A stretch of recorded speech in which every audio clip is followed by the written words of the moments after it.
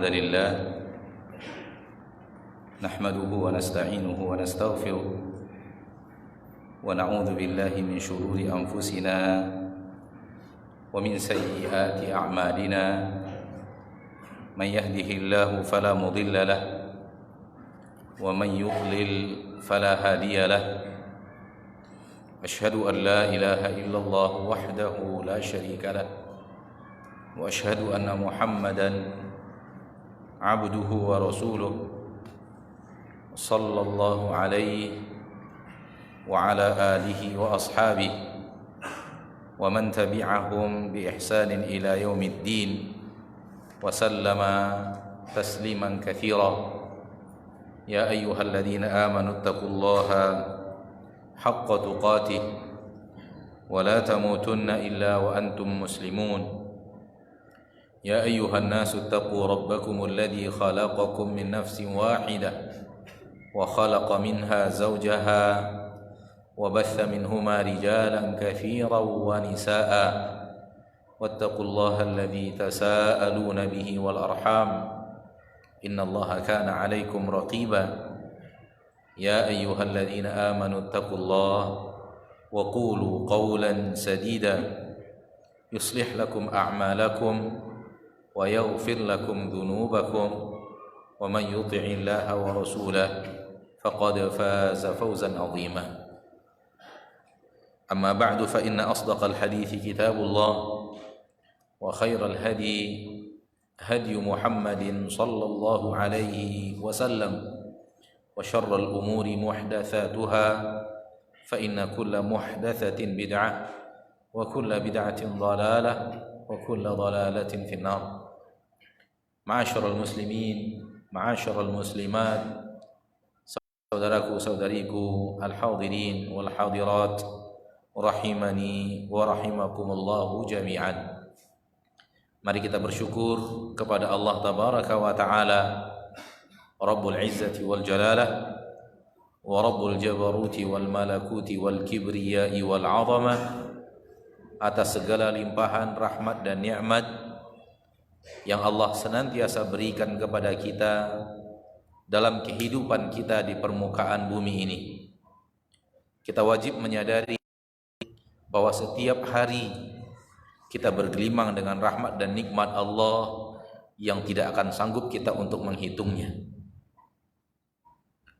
Jangan jadikan itu hanya sebuah ayat Al-Quran yang kita baca lalu kita tahu artinya, namun hati kita tidak menghayatinya dengan baik.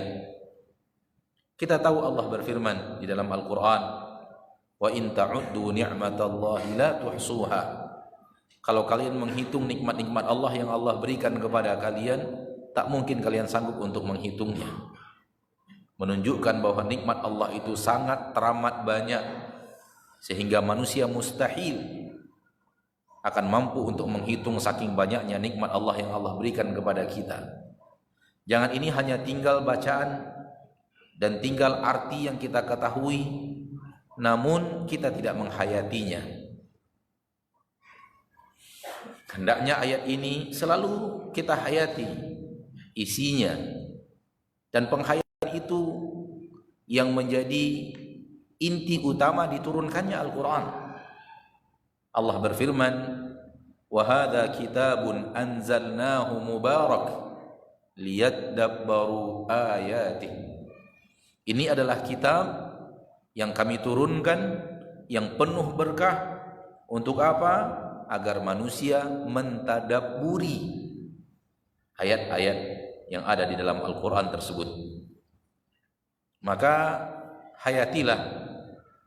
Jadi jadikan hati kita hati yang selalu menghadirkan bahwa setiap hari rahmat dan nikmat Allah tak terhitung kita dapatkan. Karena kalau tidak demikian, hidup ini akan selalu penuh dengan keluhan. Tapi kalau begitu, hidup ini akan selalu penuh dengan rasa syukur. Dan rasa syukur membuat hidup ini menjadi nyaman, tenang, tentram, dicintai Allah Subhanahu wa taala. Tapi kalau hidup dengan penuh keluh kesah, menjadi hidup ini tidak nyaman, hidup ini penuh dengan keluhan, hidup ini terasa sempit terus, dan menjadi hamba yang terancam dengan azab Allah. Karena jalan di depan kita hanya dua. Kalau tidak pandai menjadi hamba yang bersyukur, mau tidak mau menjadi hamba yang kufur. Karena Allah hanya menyuruh kita memilih dua jalan yang ada di dalam Al-Quran, sangat masyhur, la in syakartum la azidannakum. Ini jalan orang yang bersyukur. Kalau tidak mau menjadi orang yang bersyukur, wala in kafartum, kalau kalian kufur. Maka kalau tidak mau menjadi orang yang kufur, harus bergabung dalam barisan orang-orang yang pandai bersyukur kepada Allah. Demikian juga yang ada di dalam Al-Quran di awal surah Al-Insan, inna hadaina imma syakira wa imma kafura. Silahkan dia memilih mau menjadi orang yang bersyukur au kafura, atau menjadi orang yang kufur.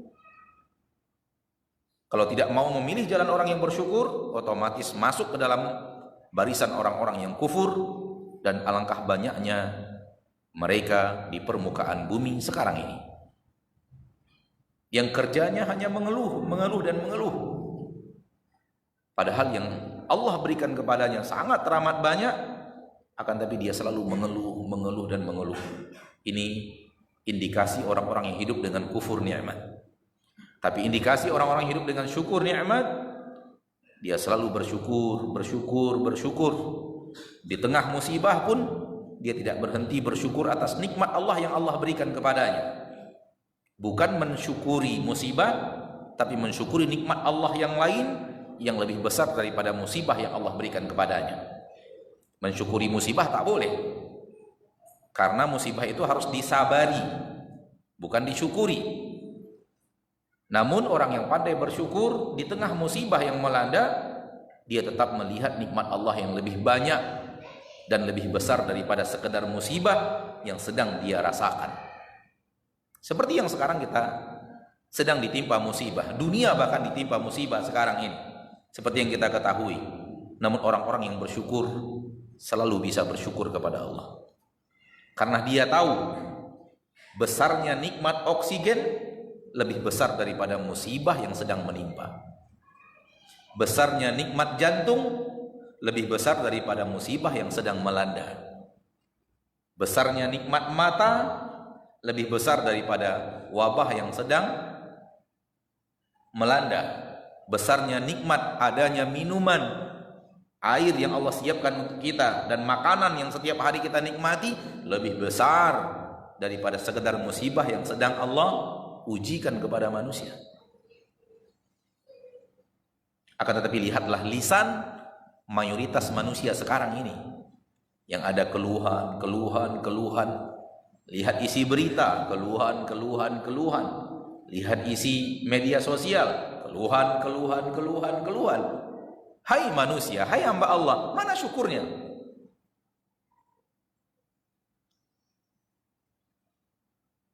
Ini indikasi bahwa manusia hidup penuh keluh kesah. Padahal nikmat Allah yang Allah sedang berikan, sedang ia rasakan setiap hari, jauh lebih besar daripada musibah yang sedang Allah timpakan.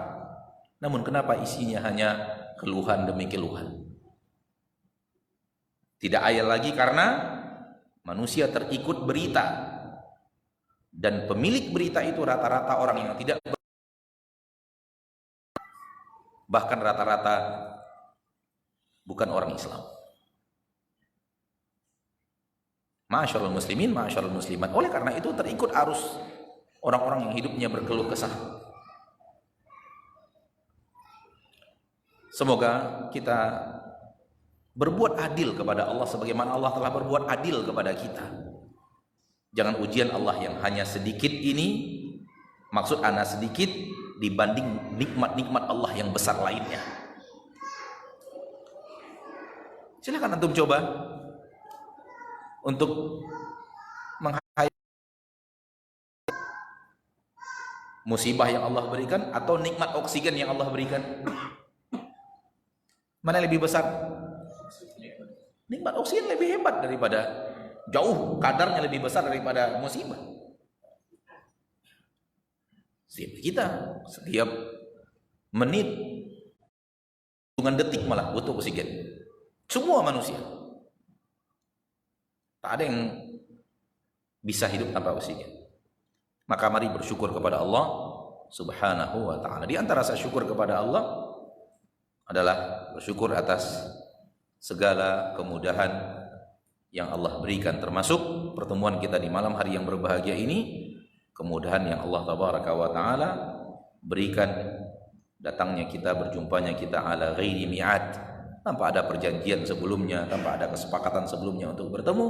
Allah mudahkan pertemuan ketika Allah tabaraka wa ta'ala menghendakinya. Wajib untuk kita syukuri. Ma'asyiral muslimin, ma'asyiral muslimat, rahimani wa rahimakumullah. Di pertemuan kita di malam hari ini menggantikan Ustadz yang biasa antum simak kajiannya pada jadwal yang sekarang ini, kita isi dengan beberapa nasihat penting untuk kita semuanya. Ya. Dan nasihat itu kita ringkaskan saja. Makin banyak poin-poin nasihat yang bisa kita dapatkan di waktu yang memang tidak terlalu panjang. Nasihat yang pertama adalah ikhlas.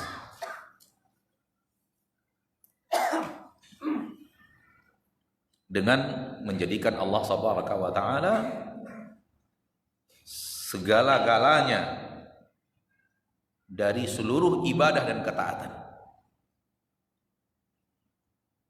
Di mana tidak ada ibadah dan ketaatan melainkan kita berusaha sekuat tenaga menjaga niat kita agar niat itu benar-benar menjadikan ibadah itu lillahi ta'ala, untuk Allah subhanahu wa ta'ala. Lihatlah firman Allah di dalam Al-Quran surat Al-Baqarah, seolah-olah kita tidak diperintahkan apapun kecuali ikhlas.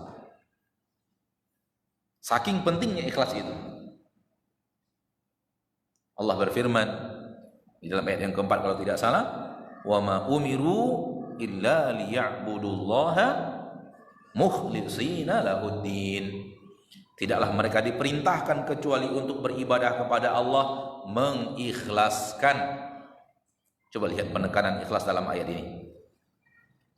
Seperti yang Anda katakan tadi, seolah-olah kita tidak diperintahkan kecuali ikhlas.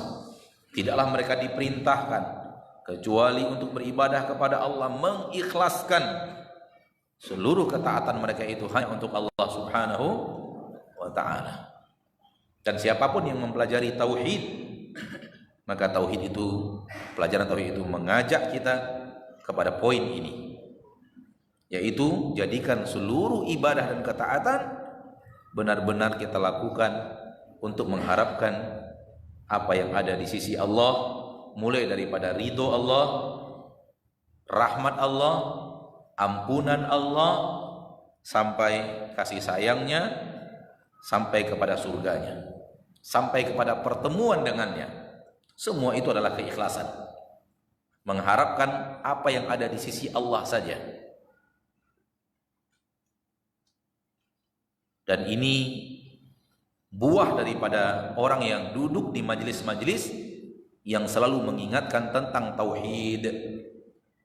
Apatah lagi duduk di majelis-majelis yang memang dikhususkan untuk bahasan masalah tauhid. Buahnya adalah dia akan menjadi orang yang ketika beribadah benar-benar berusaha untuk menjadikannya lillahi ta'ala. Minimal orang yang duduk di majelis tauhid terhindar dari syirik besar, di mana orang yang malas belajar tauhid terjerumus ke dalamnya.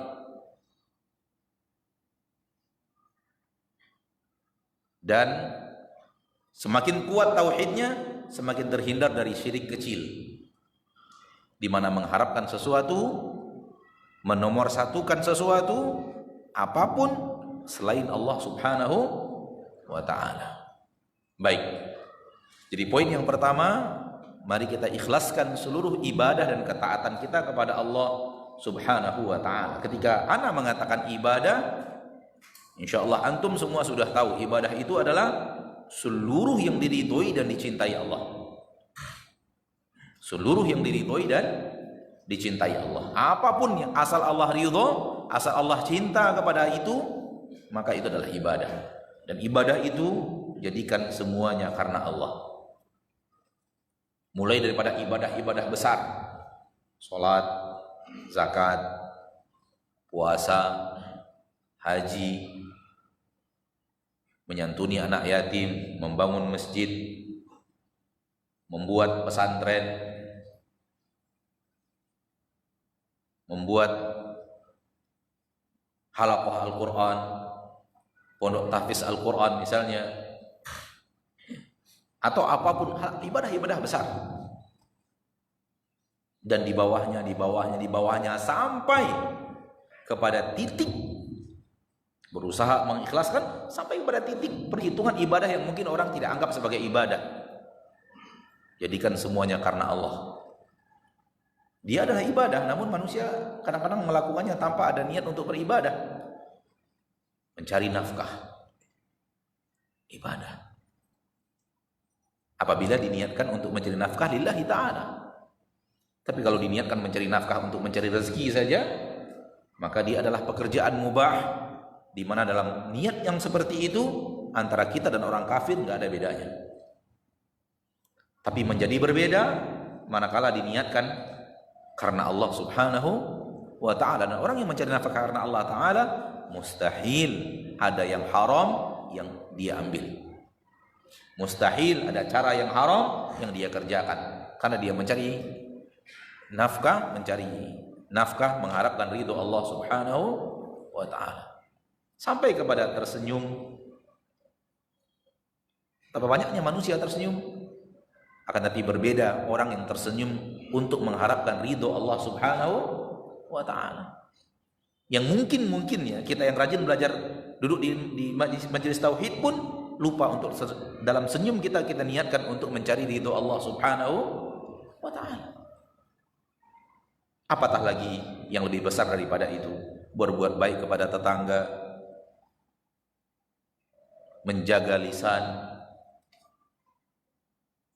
sebagai seorang suami, berbuat baik kepada istri dan anak-anak, semua itu ibadah. Bahkan itu adalah ibadah yang tidak tergolong ibadah kecil. Istri yang taat kepada suami, istri yang mencari ridho Allah dalam setiap pekerjaan rumah tangganya, di saat menyapu, di saat mencuci piring, mencuci pakaian. Ada bagi seorang yang pandai menjadikannya ibadah ketika dia niatkan semua itu untuk mengharapkan ridho Allah Subhanahu wa ta'ala. Jangan kira niat ikhlas itu hanya di dalam sholat. Jangan kira niat ikhlas itu hanya dalam haji, dalam infak dan sedekah. Seperti yang Anda katakan tadi, semua yang Allah ridhoi, semua yang Allah cintai ibadah. Senyum ibadah, mencuci piring ibadah, berlemah lembut kepada siapapun ibadah. Oleh karena itu orang yang ikhlas bisa berlemah lembut kepada orang yang jahat kepadanya. Kenapa? Karena dia berlemah lembut untuk mencari ridho Allah, bukan untuk mencari ridho orang yang dia berlemah lembut kepada orang itu. Kalau dia berlemah lembut kepada seseorang untuk mencari ridho orang yang dia berlemah lembut kepadanya, dia akan sampai kepada satu titik berhenti berlemah lembut. Kenapa? Karena orang yang dia telah berlemah lembut kepadanya membalas dengan sesuatu yang tidak dia harapkan. Tapi kalau dia berlemah lembut untuk mengharapkan ridho Allah, seberapapun jahat orang kepada dia akan tetap bisa untuk berbuat baik kepada orang itu. Dan bukankah itu sifat Nabi kita tercinta Muhammad sallallahu alaihi wasallam yang disebutkan sifat Nabi, yajzi sayyi'ata bil hasanah, membalas orang yang telah berbuat jahat kepadanya dengan berbuat baik kepada orang itu. Dan itu mustahil bisa dikerjakan kecuali oleh orang-orang yang ikhlas. Luar biasa dalam keikhlasan ya. Jadi Ikhlas ini penting dan dia pondasi utama. Dan yang ikhlas ya, akan membuat dia bisa continue selalu di dalam ketaatan. Yang kedua adalah setelah ikhlas, di bawahnya adalah selalulah untuk mengikuti dan mencontoh Nabi kita Muhammad sallallahu alaihi wasallam. Ini sangat teramat penting. Karena satu-satunya manusia yang diizinkan Allah berbicara mewakili Allah di permukaan bumi hanya Nabi Muhammad sallallahu alaihi wasallam. Oleh karena itu, siapapun yang berbicara tentang agama Allah ternyata tidak ada dalam apa yang disampaikan, maka dia telah berdusta atas nama Allah. Dan orang-orang yang tahu bahwa apa yang dia bicarakan tersebut tidak pernah ada disampaikan Nabi SAW, wajib untuk tidak mengikutinya. Sampai dia benar-benar yakin bahwa yang disampaikan kepadanya benar-benar sesuatu yang diajarkan oleh Nabi Muhammad sallallahu alaihi wasallam. Rasul Allah satu-satunya untuk kita hanya satu orang manusia. Dia bernama Muhammad bin Abdullah bin Abdul Muttalib bin Hashim bin Abdi Manaf. Satu-satunya manusia yang Allah izinkan untuk menyampaikan agama kepada kita hanya Nabi Muhammad SAW. Kemudian yang lainnya disuruh ikuti dia. Laqad kana lakum fi Rasulillahi uswatun hasanah. Ya ayyuhalladzina amanu athi'ullaha wa athi'ur rasul. Taatlah kepada Allah dan taatlah kepada Rasul. Dan ayat-ayat lain yang banyak sekali menyuruh kita untuk menerima agama, menimba agama dari Rasulullah sallallahu alaihi wasallam. Adapun kami yang menyampaikan agama kepada antum dan siapapun hanya perantara antum untuk mengenal apa yang pernah diajarkan Rasulullah sallallahu alaihi wasallam. Maka jangan jadikan ustadz yang berbicara agama menjadi posisinya sebagai seorang rasul yang boleh berbicara agama dan harus diambil dari dia seluruh perkara agama yang dia sampaikan dan tidak boleh diselisihi. Itu hanya rasul yang seperti itu. Siapapun orang yang menyampaikan agama, sehebat apapun ilmu agamanya dan setenar apapun dia, sebanyak apapun hafalan Al-Quran dan hadisnya, yakini bahwa beliau itu hanya sebuah jembatan yang harus kita jadikan jembatan untuk mengajarkan kepada kita apa yang telah diajarkan Rasulullah sallallahu alaihi wasallam.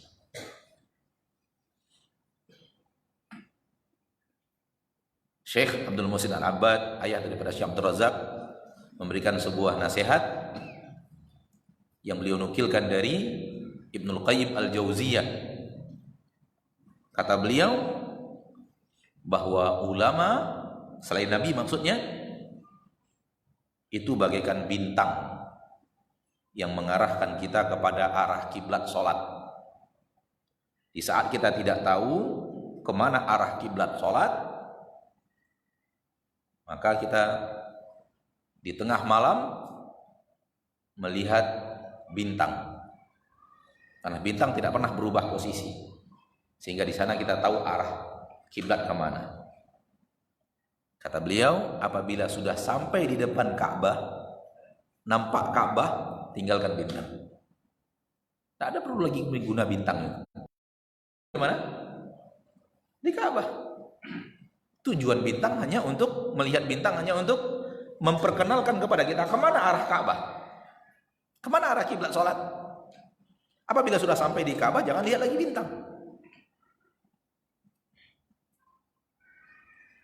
Ini perkataan Imam Ibnul Qayyim Al-Jauziyah dalam kitab I'lamul Muwaqqi'in.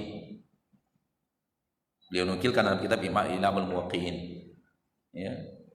Bukan merendahkan posisi para ulama, tidak. Justru ini mengajarkan kepada kita posisi para ulama. Intinya adalah kita wajib bernama Nabi kita tercinta Muhammad sallallahu alaihi wasallam, dan agama ini sudah beliau ajarkan semuanya, dan tidak ada satupun yang beliau sembunyikan dari hal yang wajib untuk disampaikan. Tidak ada satupun yang beliau sembunyikan dari hal yang wajib untuk beliau dakwahkan. Betul ada yang beliau sembunyikan, akan tapi bukan sesuatu yang wajib untuk disampaikan. Seperti nama-nama orang musyrik, nama-nama orang munafikin, ya. Seperti ada pembicaraan-pembicaraan tentang akan ada fitnah-fitnah, disebut nama orangnya, disebut nama tempatnya, segala macam. Ya. Ala kulli hal, wajib kita yakini bahwa apa yang wajib disampaikan kepada umat telah beliau sampaikan semuanya, dan itu Allah yang mengatakan, karena Allah telah mengatakan semuanya sudah lengkap. Al-yauma akmaltu lakum dinakum.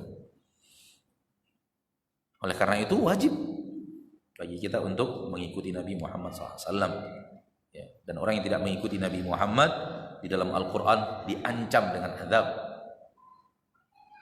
ya. Oleh karena itu ikuti Rasul kita tercinta sallallahu alaihi wasallam. Dan dua poin ini penyelamat kita di akhirat. Karena amal kita baru akan diterima oleh Allah kalau dua poin ini ada. Kalau tidak ada, salah satunya saja tidak diterima, apalagi dua-duanya tidak ada. Dan ana duduk di majelis Syekh Ibrahim Ar-Ruhaili, langsung di rumah beliau, hanya dengan beberapa orang ikhwan.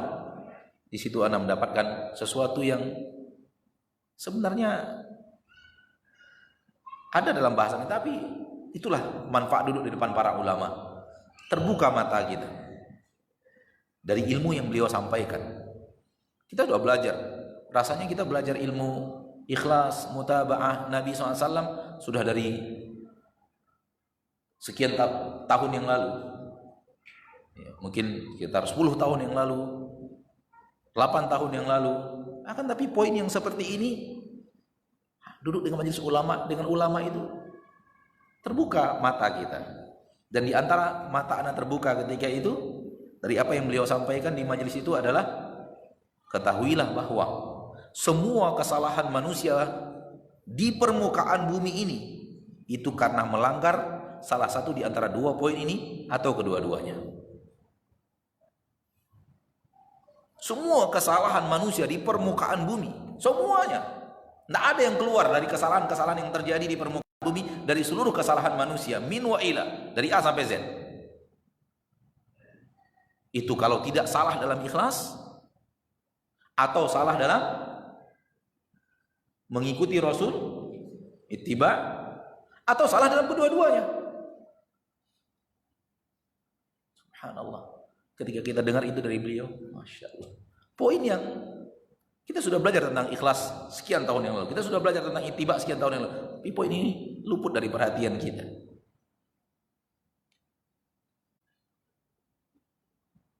Tak ada manusia berbuat kesalahan. Coba antum perhatikan, setiap nampak salah pasti, kalau tidak salahnya karena ikhlasnya, kalau tidak salahnya karena tidak mengikuti Rasul, ikhlasnya ada tapi tidak mengikuti Rasul, atau kedua-duanya, tidak ikhlas dan tidak mengikuti Rasul sallallahu alaihi wasallam. Sehingga yang selamat dari salah hanya yang keempat, ikhlas saja salah, ittiba saja tidak ikhlas salah, tidak ada kedua-duanya salah, yang benar tinggal satu, yaitu menyatukan antara ikhlas dan mengikuti Nabi sallallahu alaihi wasallam. Dan ini yang akan menyelamatkan kita di akhirat. Kenapa? Karena yang akan menjadi timbangan amal saleh di akhirat, kita tahu di akhirat nanti yang timbangan amal salehnya berat, beruntung. Dan yang akan memberatkan timbangan amal saleh adalah amal saleh yang ikhlas dan mengikuti Rasul. Maka ketika kita mengajak kaum muslimin, ikhlaskan karena Allah, ikuti Rasulullah. Ini adalah dakwah yang penuh dengan kecintaan kepada kaum muslimin. Karena dakwah ini yang membuat mereka mendapatkan syarat untuk diterimanya amalan, sehingga amalan mereka di akhirat insya Allah banyak yang diterima ketika mereka ikhlas dan mutaba'ah, sehingga berat timbangan amal salehnya.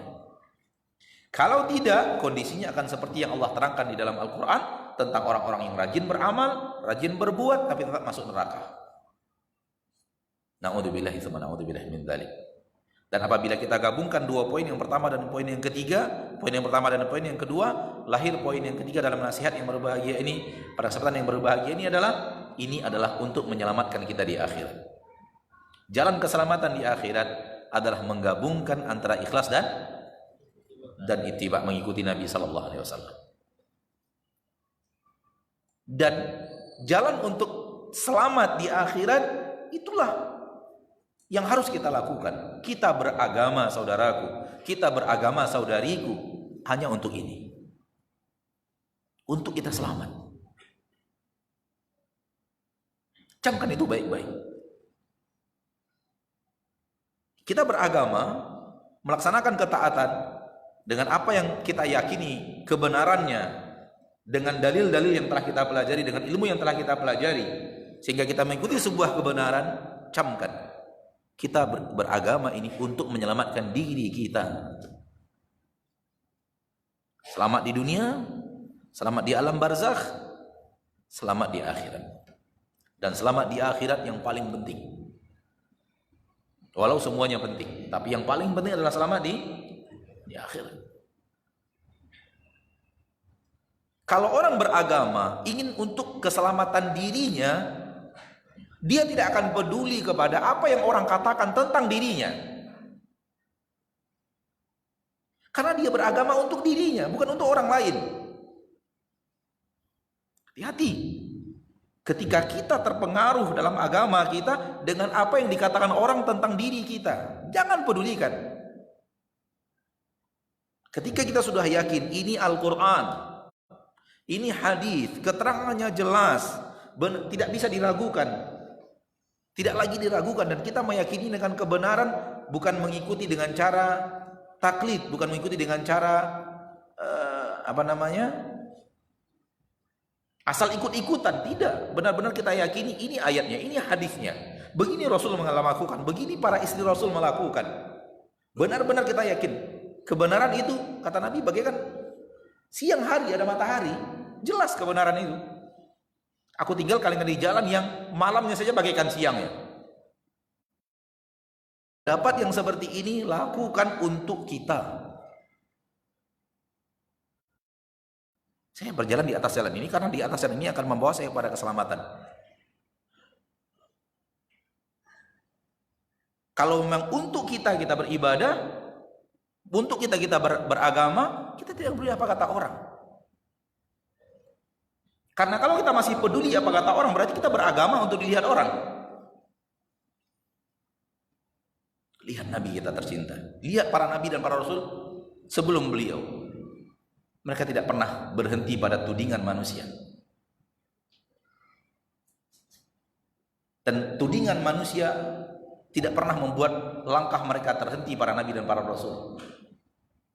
Dan mereka adalah uswatun hasanah, suri tauladan untuk kita semuanya.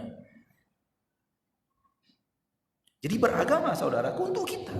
Saya beragama begini untuk saya. Ketika saya sudah menempuh jalan keselamatan dengan cara yang tadi, dengan dalil yang jelas, peduli apa kata orang. Orang mau katakan begini, mau katakan begitu, mau katakan begini, mau katakan begitu. Ya. Karena saya beragama untuk saya, bukan untuk orang. Nah, terkadang kita melihat ada sebagian orang yang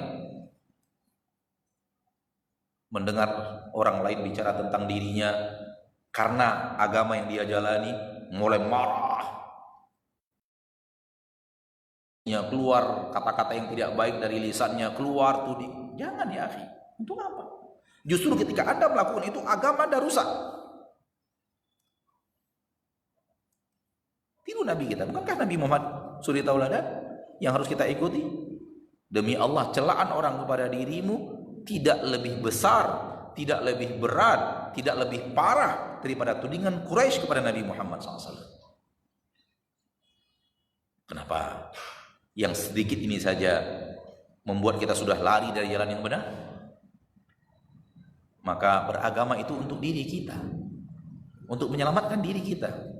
Kalau orang beragama untuk dirinya dan dia sudah yakin ini yang benar, kemudian orang lain berbicara yang buruk tentang dirinya, dia itu tidak akan membuat dia goyah kepada agamanya. Ya. Kenapa? Karena dia berjalan di atas jalan yang yakin tanpa ada keraguan bahwa ini jalan yang benar. Bukan ikut-ikutan, bukan fanatisme. Tidak fanatisme golongan, tidak juga fanatisme guru, tidak juga fanatisme. Dan sekarang ini lagi marak-maraknya dituding-tudingkan kepada orang yang berusaha beragama dengan baik, ditudingkan beraneka ragam. Dengan media yang Allah mudahkan sekarang, di mana berbicara semua orang yang mau berbicara, kemudian memberikan penilaian semua orang yang mau memberikan penilaian, maraklah tudingan demi tudingan.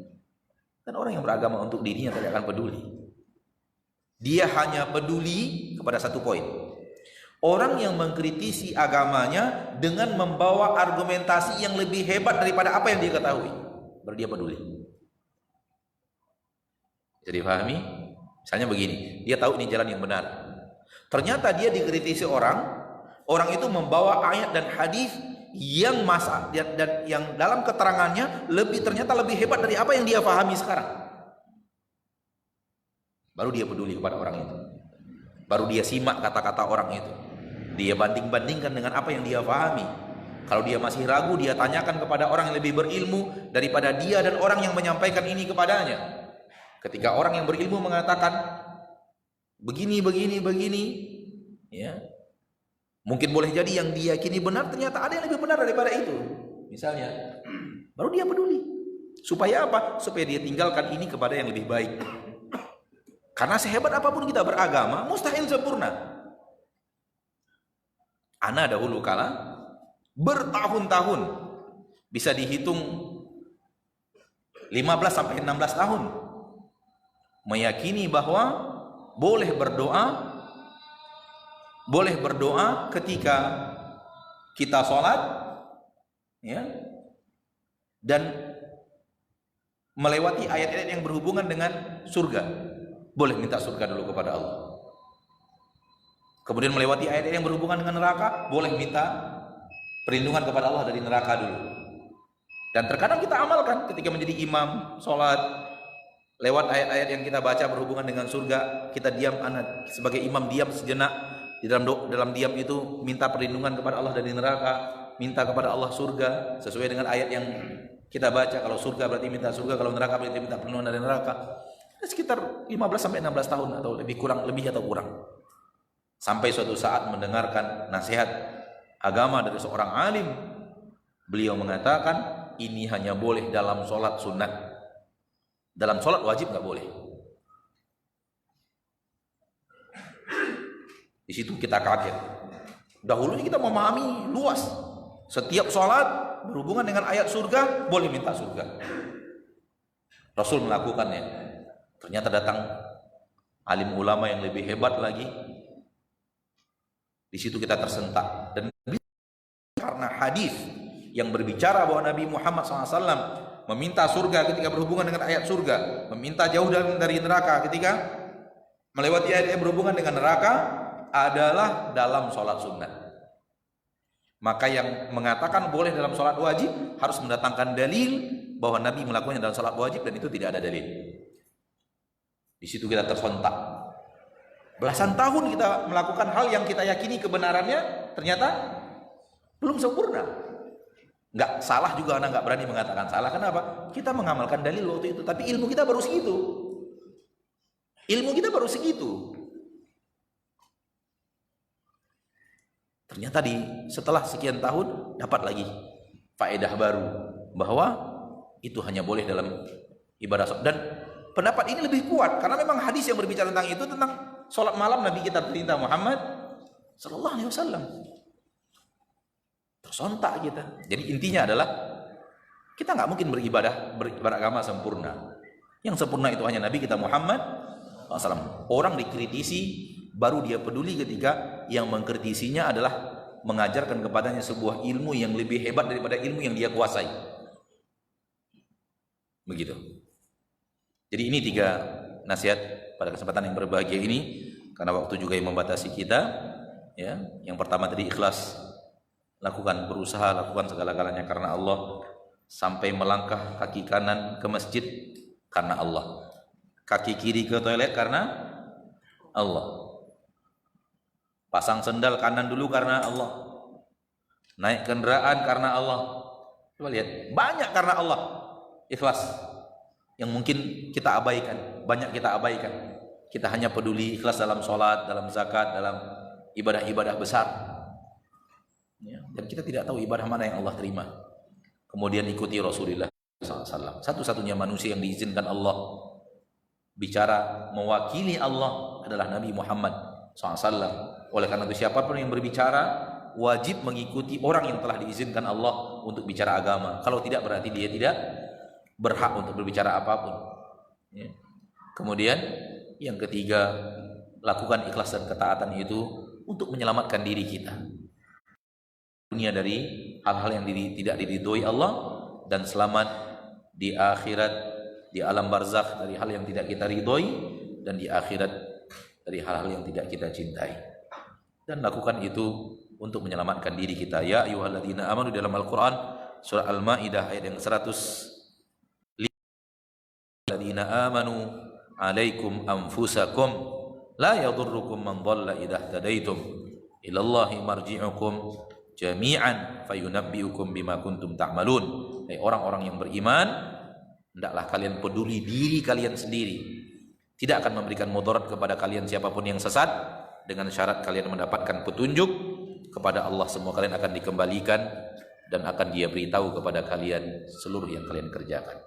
Semoga tausiah pada malam hari ini bermanfaat, terkhusus bagi yang berbicara dan umumnya untuk kita semua yang hadir. Dan semoga kita yang hadir di majelis ini Allah selamatkan kita dari su'ul khatimah, dan Allah selamatkan kita dari azab di alam barzakh, dan semoga Allah selamatkan kita dari tidak mendapatkan ampunan di yaumil hisab, dan semoga Allah selamatkan kaki kita